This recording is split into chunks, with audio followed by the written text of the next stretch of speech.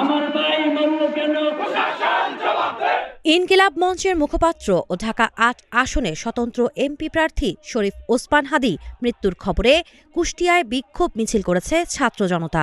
পরে টায়ার জ্বালিয়ে মহাসড়ক অবরোধ করেন তারা। বৃহস্পতিবার রাত ১১টার পর শহরের বড় বাজার এলাকা থেকে বিক্ষুব্ধ ছাত্র জনতা বিক্ষোভ মিছিল নিয়ে শহরের মজমপুরে জড়ো হয়। এ সময় কুষ্টিয়া ঝিনাইদহ ও ঈশ্বরদী মহাসড়কে টায়ার জ্বালিয়ে সড়ক অবরোধ করেন। এ সময় বিক্ষোভকারীরা ভারত ও আওয়ামী লীগ বিরোধী বিভিন্ন স্লোগান দেন। পাশাপাশি তারা শরীফ ওসমান হাদির মৃত্যুর ঘটনার দায় নিয়ে স্বরাষ্ট্র উপদেষ্টার পদত্যাগ দাবি করেন।